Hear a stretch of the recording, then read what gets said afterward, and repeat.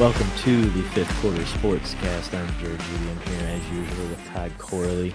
We're going to discuss some Week 17 NFL football. The season's winding down here, the regular season, and teams are making a push for postseason seedings for the playoffs. And there's quite a handful of action-packed games, that's for sure. And a lot of seedings could potentially change with the Week 18 games. So you could have a lot of flip and flopping. So things are getting interesting. But let's dive into some of the highlights, and we'll kind of dig into some of this. One of the notable honorable mentions that jumping the gun there a little bit, buddy. I thought it was drinking time. You said jump in. No, hey, jump in, go nuts. I feel like that guy on Andy Griffith's show. Was it the town drunk? That's what I feel like right now. Oh my god! Well, just wait, we got more. But we got plenty of notable games. But just to look at some of the few here for our cheers of the week, put the usual weekly poll out. Which NFL player should get their team's Player of the Week nomination? We got two teams that won and two teams that lost. So we'll, but either way, I mean, all four players have arguably a spot on this list. We have Jamal Williams from the Detroit Lions. We got Mike Evans from the Tampa Bay Bucks, Daniel Jones from the Giants, and Devontae Adams from the Raiders. As of right now, Jamal Williams not getting any love. Kind of surprised. But we got Mike Evans, who seems to be the outright favorite at 60%. We got Daniel Jones and Devontae Adams both at 20%. I personally went with Daniel Jones, although I was torn. I didn't take Mike Evans just because the majority was taking him, so I decided to go a different way and get something different. I kind of wanted to go with Devontae Adams, but you remembered he wasn't wearing green and gold anymore. Well, partially, but no, Jared Stidham also had a pretty good day, so I kind of felt like he had a big day, so Devontae had a big day. But yeah, funny you mentioned quarterbacks. Yeah, because I'll tell you who was throwing the ball to old number 13 there down in Tampa. Yeah, we'll get there. Tom was slinging it, baby. I'd give it to Tom Brady / Mike Evans. It's about time, because God knows it only took him 17 weeks to get there. But listen, have you ever been through a divorce, Jared? Do you know not yet the toll it takes on you to watch your ex-wife getting finger blasted by a Brazilian jiu-jitsu instructor? You don't know, Jared. Can't say I do. No. But with all that being said, I went off the board just because the majority went with Mike Evans, although Mike Evans clearly seems to be the favorite. No argument here. But I went with Daniel Jones, and the main reason I went with Daniel Jones solely for the fact that he accounted for 4 of the team's touchdowns by himself, whether it was passing or 2 rushing. And he was the team's leading rusher, and he was the team's leading passer, and he was the team's leading scorer. So I went with him. So that's my my Cheers of the Week nomination. I'm over here doing a rear naked choke in honor of Giselle getting filled out like an application by her new boyfriend. I vote for Tom Brady and Mike Evans. So, I mean, I guess by that rationale, I guess I'll cheers to it. Here we go. But, yeah, like I said, we got 2 teams that won, 2 teams that lost. Even though Devontae Adams balled out, hands down, the team came up just a little short, and we'll cover that here in a little bit later. And, Jamal Williams, they came up a little bit short in their game as well. Or no, they didn't come short in that game. But, yeah, I don't know. But we'll start off with one of the notable games that's kind of make a potential playoff positioning is the Jags. They beat Houston 31-3 and they play the Titans, who's basically kind of fell off the face of the earth over the last few weeks. But the winner of that basically holds the tiebreaker and will go to the playoffs. As of right now, it's Jacksonville, so that game will be interesting. But we'll discuss some game positioning and flexing a little bit later in my thoughts. But we'll start off with your bread and butter and your Tom Brady. The receivers came up big. Tom Brady finally showed the former Tom Brady we're used to seeing. Receivers, like I said, came up big, helped to secure the win. Carolina, they gave him a run, and for a while there, it looked like Carolina's going to run away with it, but they get the win 30-24. Evans, 10 for 207, 3 touchdowns. Godwin, 9 of 120. And Evans becomes the first player, sets an NFL record to start a career with 9 consecutive 1,000-yard seasons. It's hard to say that, the team's clicking maybe at the right time. I don't know. We'll see. But they clinch a postseason berth with that because they get the division lead with that game. But do you think they finally turned it around, or do you think it was a fluke? I mean, I'd kind of like to go back to our episode 1, NFL Week 2. Yes, I know you're going to.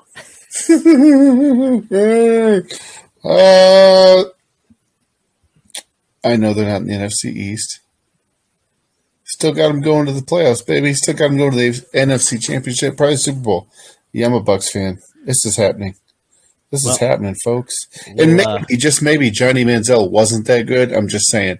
Maybe throwing to the 6'5" behemoth down there at Texas A&M, maybe it was a little bit of Mike Evans.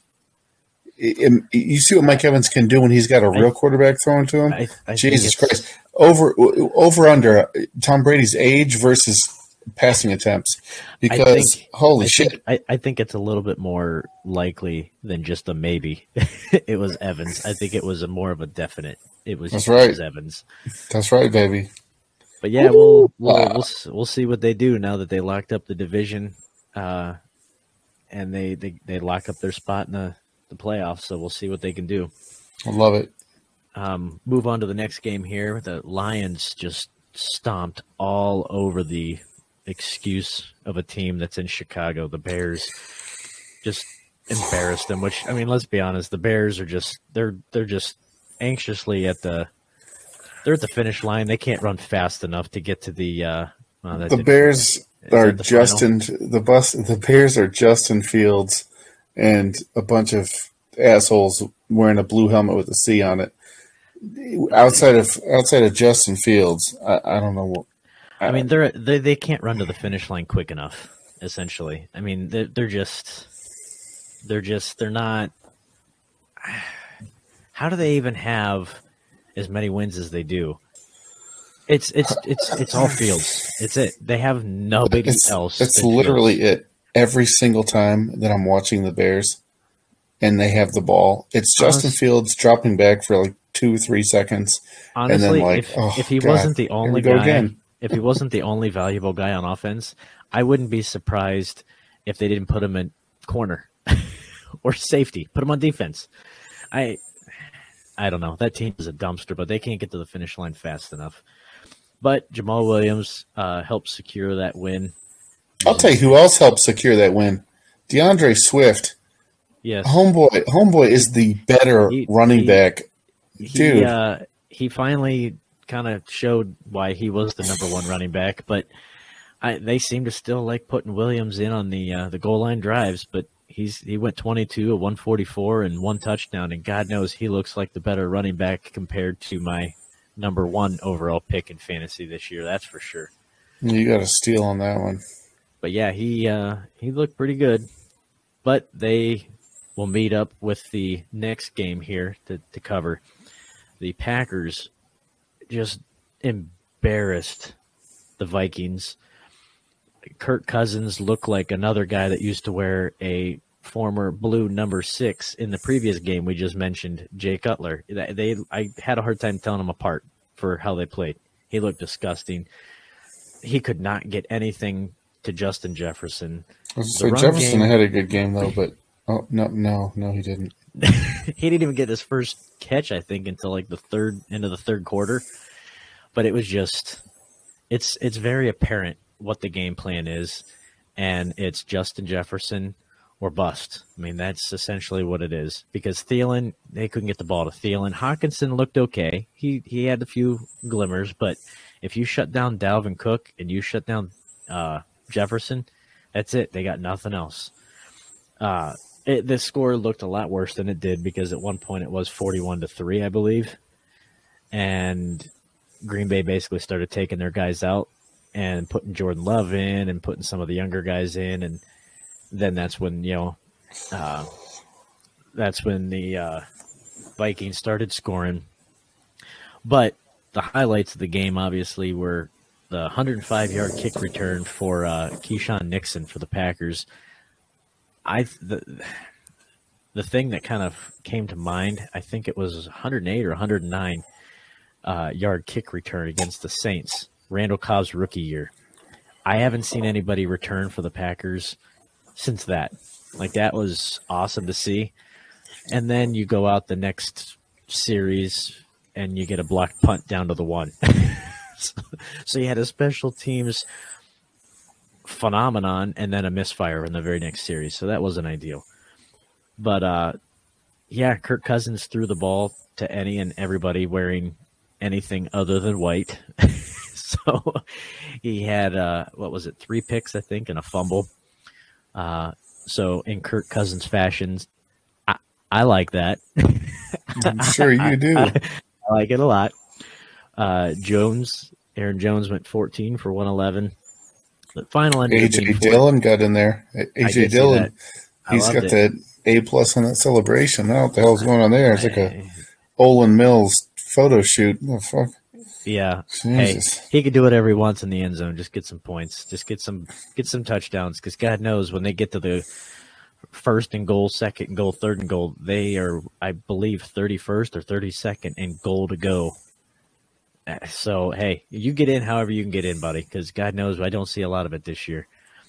But with all that being said, the Packers needed to win out. They needed some help, so their playoff hopes there's still a glimmer.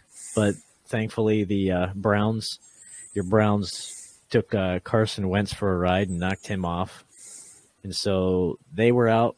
So now they hold a basically 3-way run for the 7th spot of the playoff seeding with Seattle and Detroit.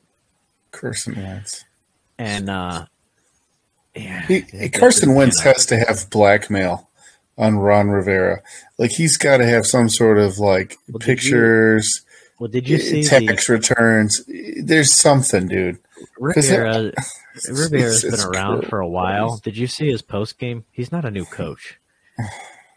The one reporter asked if now that you guys are eliminated, would you consider starting Sam Howell after the Carson Wentz experience? And Rivera's response was, "We're eliminated?" And they said, "Well, yeah, depending on the 4:00 game, if Green Bay wins, you're out because you lost to Cleveland." He's like, "Oh, I didn't realize that." Like, I hope that was sarcasm. How do you not know that? But I think you did that shit on purpose. That's the only reason you play Carson Wentz. I mean, God knows, I can't think of another reason. The guy hasn't been good since his year in Philly. But unfortunately, they were already past the trade deadline. Otherwise, they would have traded for sweet little Maker Bayfield. Yeah, but the Bakerless Browns beat the Redskins. Commanders beat the Washington Commies and took them out of the playoffs. So now it's a 3-horse race to the finish line for the 7th spot between Seattle, Detroit, and Green Bay. And Green Bay and Detroit play. Their game was flexed to the 8:30 game Sunday night. The Seattle game is at 4:00 for us in the Eastern time zone. They were talking about this on ESPN. Do you see anything odd about that? Because potentially those games were already at the same time. Because their thought was, if Seattle wins and beats the Rams, which in most cases will happen, Doesn't matter what Detroit does because they're out. They need Seattle to lose and beat Green Bay to get in. So if Seattle wins, Detroit has nothing to play for other than spoiler because they're already out coming into the game. So they're going to know now what their status is going into the game now that they flexed it instead of having it at the same time. So everyone was kind of like, why would you not have them at the same time? Because now that's an advantage for Green Bay. It is. Because now they joked about it. The PA announcer, he has a lot of energy. When they come into the 7 o'clock, they start filtering into the stadium. Once they see the results of the game, if Seattle wins, which most likely could happen, is there a chance that the PA announcer can be like, and congratulations to the Seattle Seahawks on their win over the Rams? And basically then, at that point, Detroit knows they have nothing to play for other than knocking Green Bay out of the playoffs as well. Like, why would you not play those at the same time? It doesn't make any sense. Other than you want Green Bay to be in the postseason. You want to see Aaron Rodgers in the postseason. That's what it's all about. It's like the shitty Notre Dame of professional football. Well, and they got a lot of fans. Exactly. They got a lot of fans that are out there, the shitty Green Bay fans that are just like bottom feeders. You're like the Placostomus of the NFL fan. You're just sucking all the algae off the sides of the tank. But to kind of piggyback off of that, they said, well, that could go one of two ways. It could either dampen their spirits and basically kind of have Detroit fall apart, or it could piss them off even more and say, hey, if we're not getting in, guess what? You're not getting in either. And it could work against them. But either way, my question and what I mentioned at the beginning of the pod here, if there's a bigger game on the line that you shouldn't flex, put Green Bay at the same time as Seattle. And if there's a game that should be flexed, why are they not flexing Jacksonville, Tennessee to the Sunday night game? That game seems to have more on the line than the Green Bay game, in my opinion. But it's Aaron Rodgers and the Green Bay draw, so they want the money. They want the revenue, because what's the saying? Money talks. But it is what it is. But with that being said, we'll move to the next one here. The Giants, they take down lowly Indianapolis, speaking about Carson Wentz, his former home. They take them down 38-10. We previously mentioned that. Danny Dimes just balled out 4 touchdowns, 2 passing, 2 receiving. He 19 of 24. He only had 177, but he had 2 passing touchdowns, 1191 on the ground, and 2 rushing touchdowns. So he accounted for 4 touchdowns of their total 38. But with their win, they clinch a postseason berth as well. So I don't know. It's interesting to see how these seedings are going to pan out here moving forward, especially in the AFC. But we'll touch base with that here in a little bit. But the NFC, I mean, I don't know. I don't see the Giants. I don't see the Giants moving forward. That's just me. If your best quarterback's only throwing 177 yards, I don't see it, especially against Indianapolis. I don't see it happening. You saw it about 6 weeks ago when you were shoving the G-men down my throat. You couldn't shove anything. Let's just get the record straight. I shoved nothing down anyone's throat. You couldn't be hashtag me too. You couldn't be more pro New York Giants. No, like 2 months ago, you were over here. God damn it! You sold me on them. Hey, let's get the story straight. I was pro Saquon. It was nice to see Saquon finally back, but he didn't show up for this game at all. He had 0 impact. So, I mean, when your quarterback's the leading rusher, it doesn't speak volumes to your offense. We'll move on to the last game here, and then we'll move on to some breaking news. But we kind of touched base on this already also as well with the poll of the week.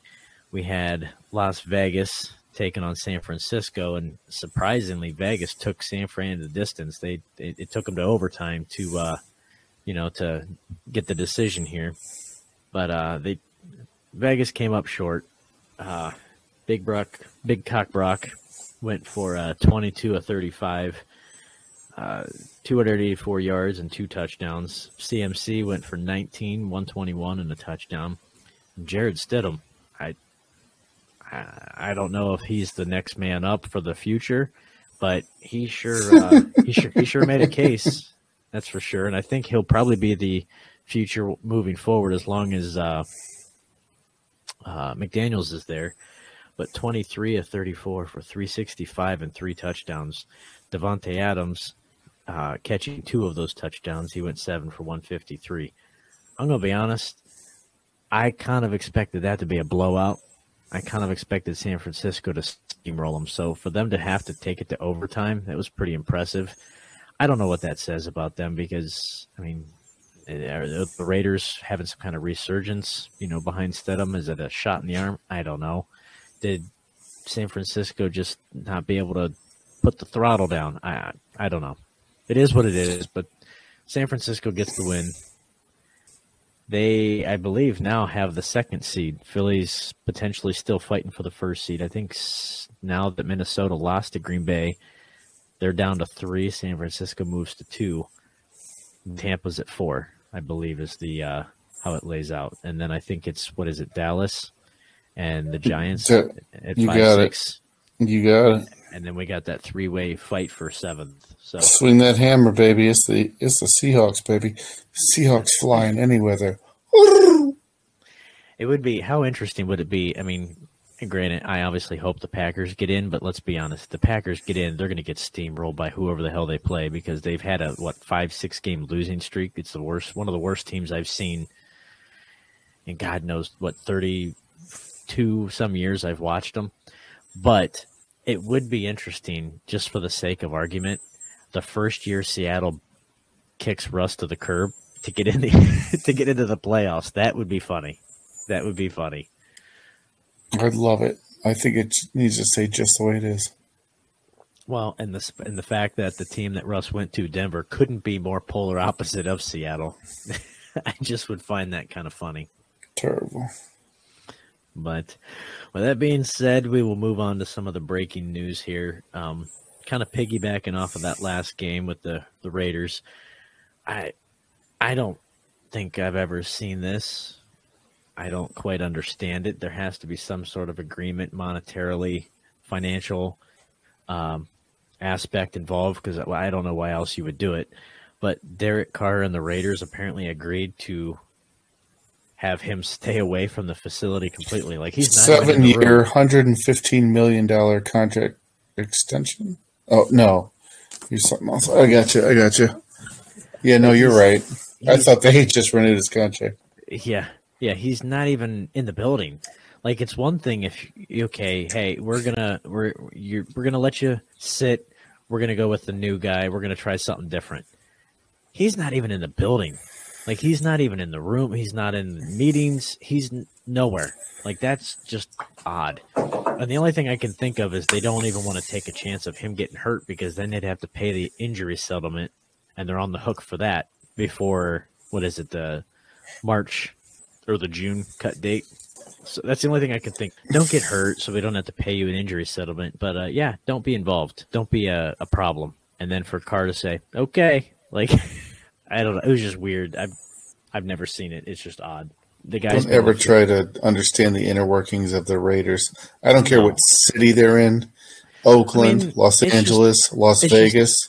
It's just odd because the guy's been the face of the franchise for the last decade, and then the fact that he just willingly was like, "Sure, I'll leave." Like, that was just odd. Which again seems that there's more mishandling of stuff going on. Like, I don't know. It's a dumpster.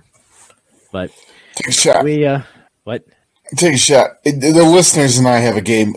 We take a shot every single time Jared says dumpster, and I'm taking a shot. Let's be honest. When you talk about the Commanders, the Colts, the Raiders, there's a lot of that to go around all year long. I'm gonna puke. Speaking of the Commanders, we already kind of touched on this. We started out with Wentz. He got hurt. We went back to Heineke. Then we lost, and we went back to Wentz, and that was a disaster. So now we're back to Wentz, or we're back to Heineke again. Let's be honest. You don't have a quarterback on that roster that apparently you trust. So throw the third-string guy out. Is Wentz's time in the league done? Like, is he done? Is that his last stop? Or is somebody else going to take a chance? I mean, he's been on 3 teams in 3 years. Like, how much more a team's going to take a gamble on him? He's got to be done, right? Problem is he's not great at football. That's my thing. I was going to say, he reminds me of a very less talented Matt Flynn. And don't get me wrong, Matt Flynn, I loved Matt Flynn when he was in Green Bay. But when he balled out against New England and almost beat him and put up, or was it Detroit? I don't know. He had like almost 500 yards and 5 touchdowns or something crazy. He got a deal with Seattle, and then they drafted Russ, and then he went to Buffalo, and they drafted Josh Allen, and then they went to Oakland, they drafted Pryor, and he was getting paid from all of them, but he never played. Like, that kind of reminds me of a less talented Matt Flynn, collecting paychecks everywhere he goes, but he's not any good.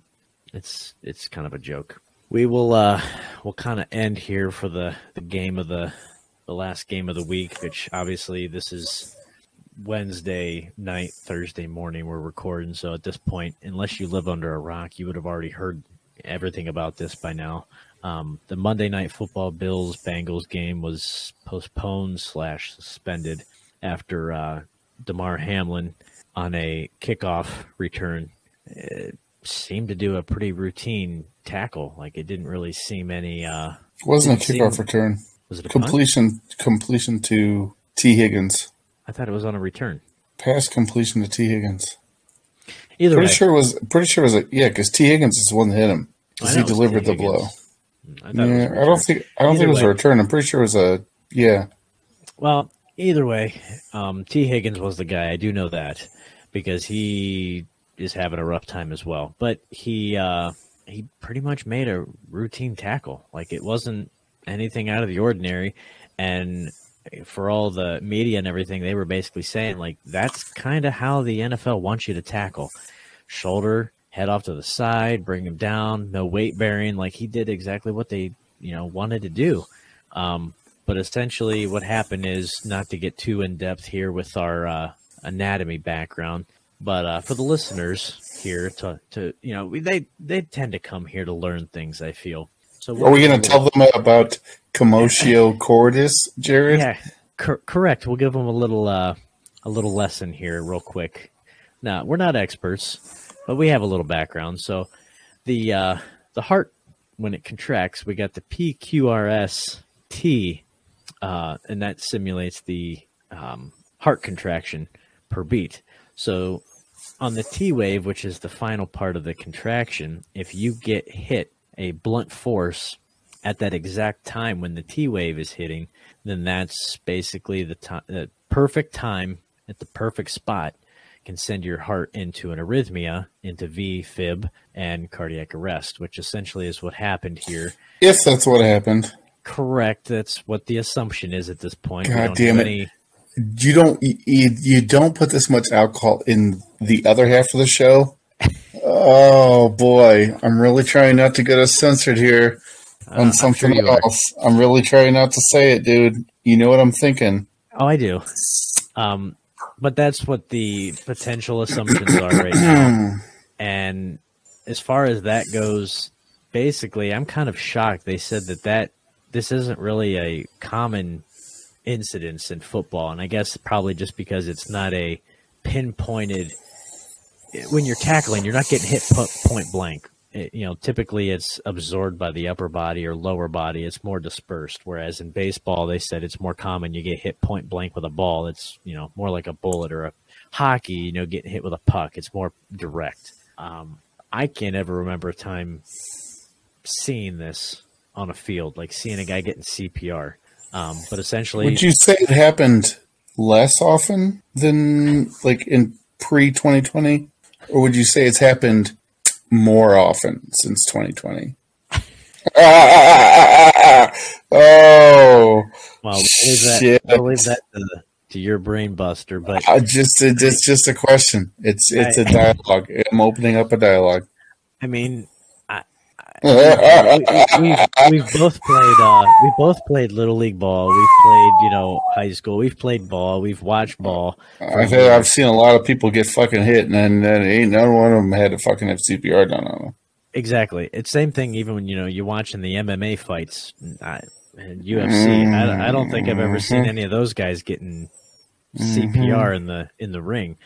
So this is obviously it's obviously an isolated incident.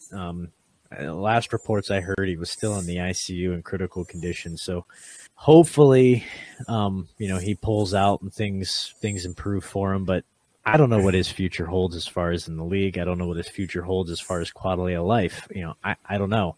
It's obviously an isolated incident because it's not something like an ACL. We see this all the time. But I guess the good thing is, and I didn't realize it, that they actually have staff that's trained at every facility for every team, and they drill this. Which, I mean, I guess that if anything, that's good to know that they are practicing this, that they are aware of what's going on, because that staff was out there like on point, like with no hesitation. So that was obviously pertinent.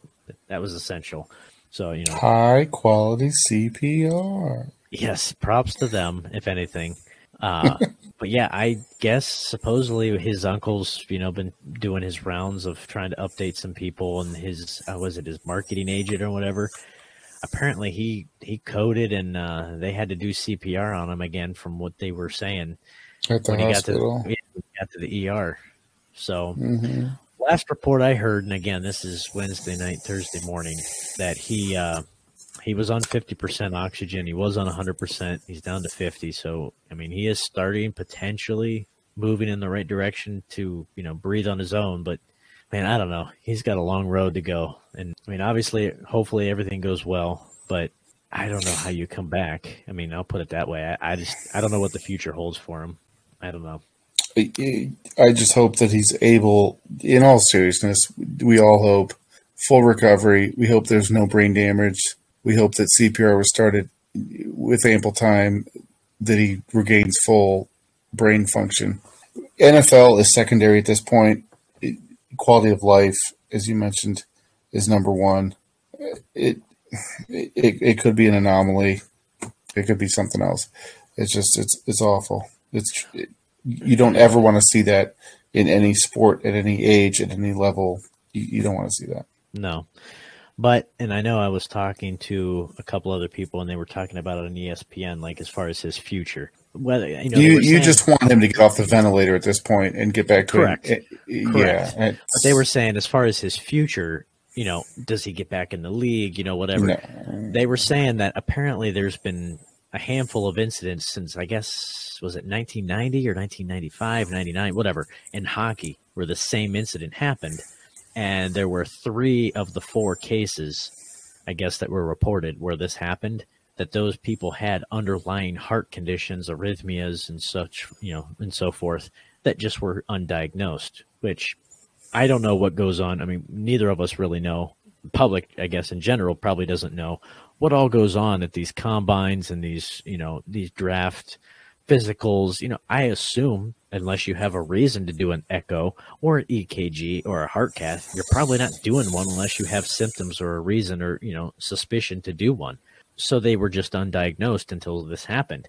So I would have to assume that there's potential that there might be something underlying that just was undiagnosed. So I guess where it stands here, and not to sound insensitive, but I mean, God, man, the guy's got his whole life ahead of him. He's only 24. He's only been in the league for 2 years. Maybe this was a freak accident. Maybe he's got underlying issues, but I don't know what the future holds. Granted, let's just, we're hoping he gets a full recovery, regains everything, and he's, back to normal.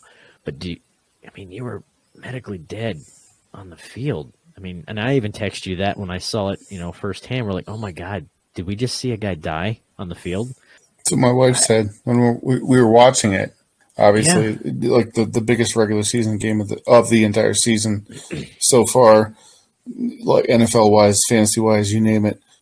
Incredible matchup between 2 playoff teams. Oh yeah, playoffs. And my wife asked me. She said, "Has anybody ever died in an NFL game before?" And honestly, at the time, I didn't know.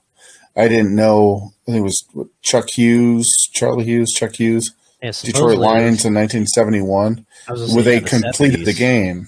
1971, Detroit Lions, they completed the game. Of course, there were like 30, it doesn't matter, but 36 seconds, I think, left in the game, and they completed it. He ended up dying. He had a blood clot in one of his arteries. It's just, it happens. And that's what to happen more now with blood clotting. And that's what they were talking about on ESPN. let's just say hypothetically, hopefully this is the case. Everything's good. We get back to normal. At 24 years old, you have your whole life ahead of you. Do you want to come back and, let's just say this is an isolated incident. Like, hey, you got out of the woods on this one. Do you want to take a gamble again? I don't know. Or he goes the other route and he has an underlying condition and his career's over. I don't know. But, I mean, man, life is bigger than football. Football's a sport. You get paid. What's the saying? You get paid a king's ransom to play a kid's game. Man, you got your whole life ahead of you. It's not like you're in your 40s or your 30s and you've had 15, 20 years in the league. Man, go live your life. Like you made your dream. It might not be, as long as you wanted, but you made it farther than most. Consider this: if you pull through and you have full function of everything, back to normal, count your blessings, man. Take it as a sign. But again, that's not for us to decide. We just hope that everything pans out and, he makes a good recovery and, he's got full function and mobility and all that good stuff and nothing but good outcomes for him. Copy that. But, obviously not to sound more, but I know we kind of talked about this just because we have a few games in our personal fantasy league that are implicated by this. What do they do? Like, I've heard so many scenarios on what could happen, what they could do, what could happen, what they should do. I don't know what they do. I've heard things from just void the game and then end the season at week 18 and go with winning percentage. I've heard basically just leave it as is, void the game, and hey, you're still in the playoffs. You still got to play regardless if you're second, third seed anyway. I've heard, hey, only play the game if the Chiefs lose, because then you could potentially move up. So just see what happens next week with the Chiefs. I've heard scrap the Pro Bowl or push it back to past the Super Bowl like it used to be, move the playoffs back a week and play week 19 with just those two teams. I've heard so many scenarios, but again, not to sound morbid, but it comes down to the NFL doesn't want to lose the money. You got sponsorships, you got viewership, you got a lot of stuff on the line, you got playoff seedings. These two teams are ranked 2 and 3 in the AFC, and the Bengals have the division potentially wrapped up, running on this as well. So there's a lot of implications wrapped up. Obviously, full disclosure, none of that matters. With that being said, human life is obviously the most pertinent concern here. But with that being said, what do they do? I don't know. I've read so many different reactions online from people that were just outraged that they even contemplated playing the rest of that game on Monday night, which I totally understand. Players' heads wouldn't be in the game. Safety issue, the human component to it. I get it.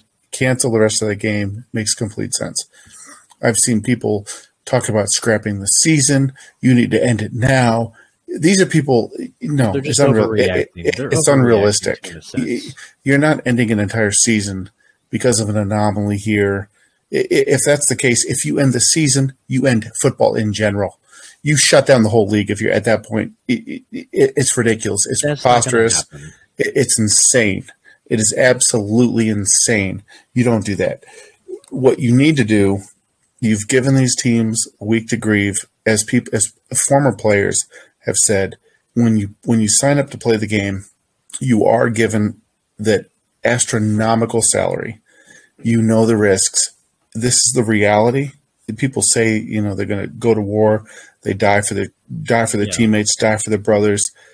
They say it. This is the reality. It's an inherent risk. You never expected it's going to happen. You never expect it. It's a risk. Potential possibility is. It's a risk. It's the same thing. NASCAR drivers get out there, go around, whatever, 150, 180 some miles an hour in a piece of metal.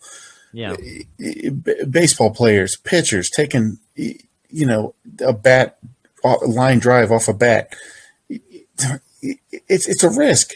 You sign up for it. You know the inherent risks. It is. And CTE, long-term effects, it's all a risk. You sign up for it. You do it. It's what happens. The situation with this game is it's the most important matchup of the NFL regular season to date. A home field advantage by playoffs on the line. If I were a gambler, and thanks to Ohio, you're only strengthening that resolve. Good God. Although I did lose my ass tonight as of this podcast. But so we'll get to that here in a second. Jesus. But yeah, you've got this game. You have the ability to push back the playoffs. Okay. Play a week. I'm air quoting this. A week 19. Push everything back. The Bills are playing this week. Bengals are playing this week, not each other. They've got other key matchups this weekend that they're playing. Afterwards, you play the game as it was. It's an important matchup. They have to play it. Life goes on for the rest of the league. You don't just shut down the entire NFL because of an extremely unfortunate and sad event. You have to keep playing. I think the Bills-Bengals play. I think they play the week after week 18. Who cares about Pro Bowl? Who cares about whatever? There's a gap in the playoffs. There's an open week where they can do it. They can fit it in. Life goes on. That was my thoughts as well. That was probably the most plausible thing, because, and I don't remember what the specifics were, but there are specifics in the CBA that they agreed to when it renewed just a few years ago or whatever, where there has to be so many down days in between games. So everybody that was saying, oh, well, they could play Thursday or they could play Wednesday or they could play Friday, it's not going to happen because both these teams play Sunday. So you're done. If you don't play Monday, you're not going to play this game this week because you play a game on Sunday. So that's not going to happen. So the only other option would be to extend it to week 19, push everything back a week, and either scrap the Pro Bowl or, like it used to when we were kids, have it after the Super Bowl. Mm-hmm. One or the other. Regardless, the Pro Bowl, let's be honest, it's a flag football. It doesn't mean anything anyway. You can just get rid of it. But my thing is, and granted, with the reasoning behind all this, really no team can say anything because A, you're going to sound like a total tool if you say anything about it, and B, you know what the reasoning is behind it. So, it's kind of like the COVID stuff where we had games on a Wednesday at some point. It's just an isolated incident. It's a one-time, thing. But if they push the playoffs back and we do a week 19, you're going to have that quote-unquote bye week for the top one seeds of both conferences, plus the other, 7, 8, 9 teams that are in the top, not the wild card games. You're going to have all of them, the division leaders, all having a bye as well because of the week 19 game between the two teams, between Cincy and Buffalo. So then does that basically, I don't want to say it waters it down, but does it basically, it waters the incentive down of being the number one seed? Because if I have a bye and then so does everybody else. Now, granted, I don't think anybody cares because, again, this is an isolated incident. But hypothetically, you can't fit it in this week. I mean, it's as simple as that. Because if you're playing this week, you're going to play on Sunday, and then you're going to play again the following Sunday because of playoffs. You're playing 3 games in a week and a half. Like, that's just not going to happen. Well, that's why this week wasn't an option. That's why they ended up suspending it, canceling it, or postponing it, not canceling it. Yeah. Just postponing it. Because this week, there's important matchups this week. The Bills have a playoff opponent this week. The Bengals have a playoff opponent this week. Yeah. Well, the thing is, the Bills have to, I don't know how you do it, but you have to get your head right because you have to beat the Patriots. You have to. Mm-hmm. And, Cincy, they're playing, Baltimore? Yeah. Is that who they're – okay, so Baltimore's right on your tail, so you got to beat them. So, I mean, they have 2 big games. They're both huge. This last Monday was literally, and I'll stand by it, the biggest game of the season. This weekend – also huge playoff implication games. The NFL got through COVID. At the height of COVID, with having to push things back, they got through it. They played in a full – no game during the height of COVID was canceled. There was no game that was canceled because of COVID. They're not going to – or postponed, but it's still played. They're not going to cancel a game in its entirety over this event, nor do I think they should. And if I'll put it this way, the only way they do is if it's an absolute last resort and there is no other option.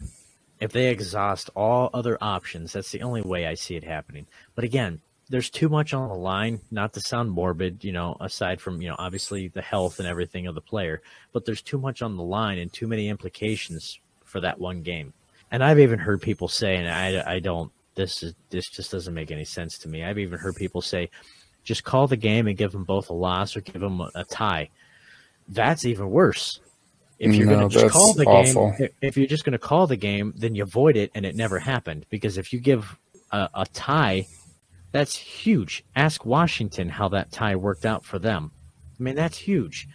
And as far as a lot, you can't just give Buffalo a loss because they lost, 8 minutes into the first quarter.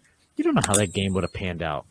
So you really can't just do that either. So they'll figure out the best scenario, whatever the scenario will be. It'll be an asterisk. They'll move on just like they did with COVID. They'll figure it out. I hope there's no asterisk.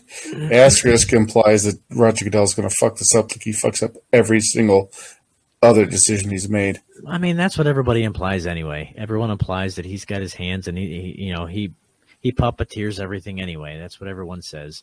So I don't know, but that's neither here nor there. They'll figure it out. There's seating involved. There's money on the line. They'll figure it out. I don't know what I don't know what the end result's going to be. I don't know how they come to terms with it. Who agrees? I don't know, but some way or another, something will be figured out. But to kind of tie a bow on this, the last thing that was kind of interesting, and that's kind of been the thing that kind of caught my, I guess, ear, was when that first happened. You were obviously watching it. I was watching it. When it first happened, it was kind of very awkward because, Buck and Aikman obviously didn't know what to do. Well, let's send it back to the studio. And they almost seemed like they were kind of like dumbfounded, like caught off guard, like, no, don't send it to us. We don't have anything. Send it back to the field. And then, no, we don't want to do it. Send it back to the studio. And it was just kind of a back and forth and then commercial break and then back and forth and commercial break, which, whatever. It's an isolated incident. You can't prepare for that. But somehow in that chain of events, somebody, and I'm sure you probably heard this, somebody had said, hey, he's off the field. He's in the ambulance. We're going to give the teams 5 minutes to warm up and we're coming back out. And then is he the president? Vincent? Troy Vincent. Yeah. NFLPA, yeah. Yeah. He had came out and said, we were on communication in the ref's earpiece and the microphone the entire time through this whole thing. All the coaches were all involved. We were in communication. Goodell was involved. Like, that never came from us. But yet, obviously, somebody relayed that message to Buck for him to say that. It didn't come out of nowhere. So who the heck said this? Because, the NFL has to be ticked because that makes them look horrible. Hey, this guy may have died on the field. Go get your head right. Take a lap, get some water, 5 minutes, and then we're going to go. Like, that looks horrible for them. So whoever said it, probably not in the best light right now. I'll tell you who didn't say it. The guy who looks at Troy Aikman with those puppy dog eyes. Every time they show those two on camera, I get uncomfortable. Yeah. Like, I got to go take a shower after every time they show a close up of Joe Buck staring like a 13-year-old looking at like a Cindy Crawford poster of Troy Aikman every single time. Listen, if it's any consolation, ESPN didn't pull that out of thin air, dude. No. That was an NFL thing. NFL's covering their ass.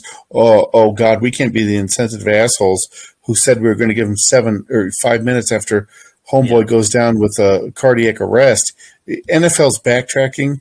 They look bad. They've always looked bad. They don't give a flying fuck about the NFL players' health, safety. They don't give a shit, dude. Well, the thing is, Troy and Joe did not come up with that on their own. No, and the thing is, you didn't just pull that out of nowhere because from what I've heard, that's standard protocol. Somebody gets carted off with an ACL, you got a few minutes to warm up and the game's on. So that's standard protocol. So somebody had said that because that's what standard protocol had been because this has never happened before in a long, long time. So something came up.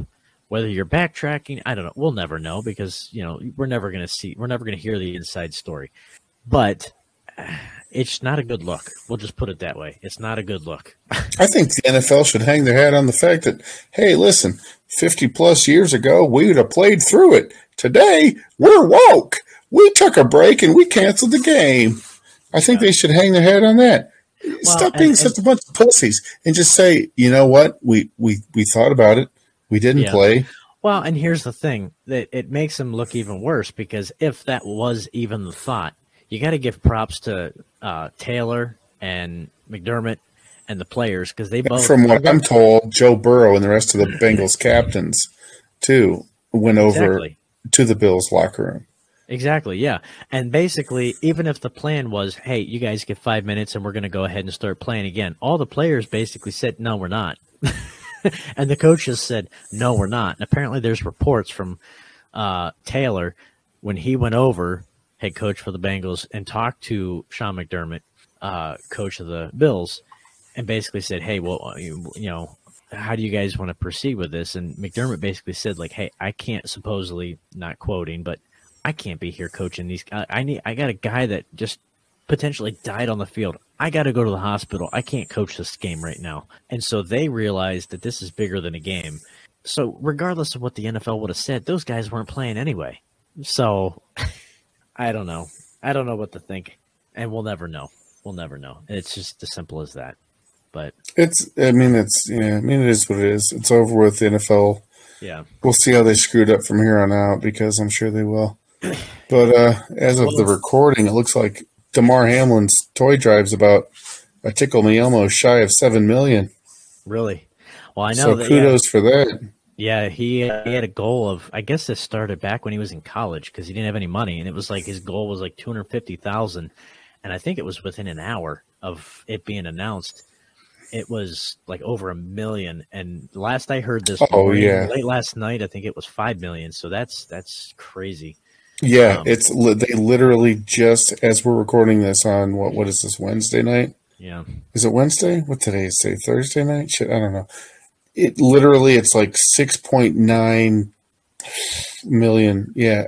Well, I mean, it's crazy. And they had his marketing agent on the McAfee show, and they were talking to him, and they said basically, take a shot. Yeah. Everybody out there, do it. Do two. Well, McAfee's worth 2, Dumpster's worth 1. Oh, all right. Is that the scenario? That's the transfer rate. Well, we discussed it. They were talking to him, his agent, and they said they were not expecting this. Obviously, the guy's only been in the league for 2 years. He doesn't have that much pull yet. He's not like a Josh Allen or whatever. So they were not expecting this resurgence of all this funds. So they said they started freaking out because they don't have access to his GoFundMe because he has the password. So they started seeing this GoFundMe climb and climb and climb and climb. And they're like, oh, my God, how do we disperse these funds? Because we don't have the password, so we don't even know if we can get into the account. So that was their biggest concern, where this money just keeps coming in and they don't have a way to access it, which that's an awesome problem to have, I guess, if there's any bright, thing here. But we'll kind of end that topic here that, we just kind of hope that, he's got a full recovery. He, has no setbacks, that things go as good as possible. And, he's back to normal and as quick as possible.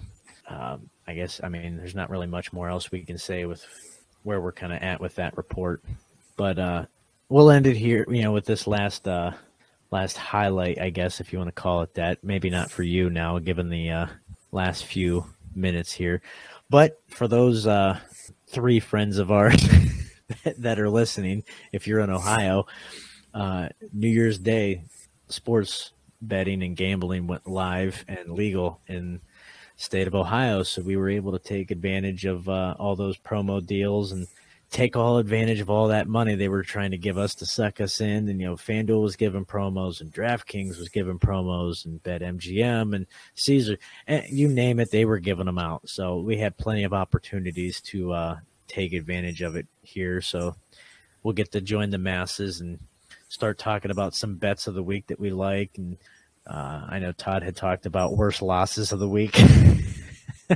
Hopefully you don't make that cut.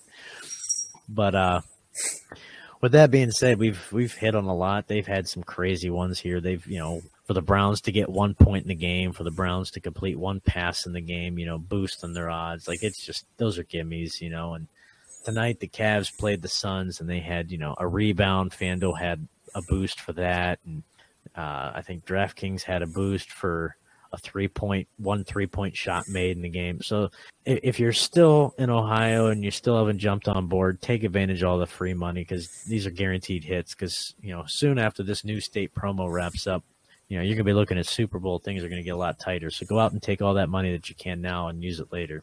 But with that being said, how'd your bets, fan? Yeah, how'd they fare out? I'm kind of guessing they didn't pan out well for you. If you're betting hockey, always take the under. What have I told you, Jared? Always take the under. I don't care if it's hockey, squash, Quidditch. Is squash on there? NFL, believe me, if they're playing for a score, you can bet on it. Always take the under. And don't bet against LeBron and the Lakers, especially if LeBron's not playing, because or Anthony Davis. I just lost that one. LeBron and the brow, and I lost. Is the free money, Jared? That actually may have been real money. I may have actually deposited real money, but it's fine. It was Commissioner Cup league dues. It's not my money; it's your money. well, just hang on a minute. Did you get all of the Commissioner Cup dues? Because otherwise, you're not playing with the full house. Then I did. I did indeed, and it's gone. It's all gone. I bet it all. I got a little confident. I got a little. There was some basketball hubris. I overplayed my hand. Let's just use this as a PSA for all the people in Ohio. If this is your first crack at the deal, don't blow your wad on the first week. just ease into it a little bit until you get used to it, because otherwise you're gonna end up like Todd. The thing is, I got a little silly because now that I'm going to air quote this one, now that it's legal, because shit, I was betting on betonline.ag for years, which was also legal. It was just offshore. So you had to get your payouts either in Bitcoin or some other things that Jared doesn't know about. Thank God you're not doing Bitcoin now, man. Yeah, you could have made a fortune. But, yeah, just bet responsibly. And I'm sure there's a hotline out there for you in case you are a degenerate gambling addict like I am. But you got anything else other than drowning yourself in your misery now?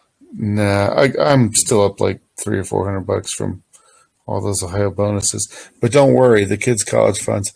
The way I look at it, the world's going to end here in a couple more years anyway once this vaccine takes us all out. And I'm not going to have to worry about it. So I say live fast and die young. Wow, there's an endorsement we could get behind. Yeah, so with that being said, if you haven't taken advantage of it yet, there's so many of these sports books out there. I would say, just make sure that whatever you're taking advantage of or, jumping into, make sure it's reputable. Obviously, the FanDuel, the DraftKings, the MGMs, the Caesars, obviously those ones are pretty safe. They're pretty well known. They're backed. They got some, brick and mortar behind them. But some of these other ones, there's some sketchy ones. Just make sure you know what you're getting into. Don't bet the house if you don't know what you're doing. But, yeah, ease into it. Go have some fun. Take advantage of it. And, yeah, I think that'll wrap up another episode here, the Fifth Quarter Sportscast. Download, rate, subscribe, review. If you want to interact with us, you can interact on Facebook, Twitter, YouTube, pretty much anywhere. Fifth Q Sportscast, 5THQ Sportscast. Until then, we'll catch you on the next episode here. We'll break down some Week 18 and Week 18 football of the NFL. And, yeah, we'll look forward to the postseason and playoffs and how things shake up. There are a lot of important games, so go watch some football. Go place some bets. Go win some money. Take them for all they're worth. And, yeah, we'll catch you guys here next week. Shout out to Sunset Speed Wash on Sunset Boulevard, LA, baby. Tell them Todd sent you. Peace.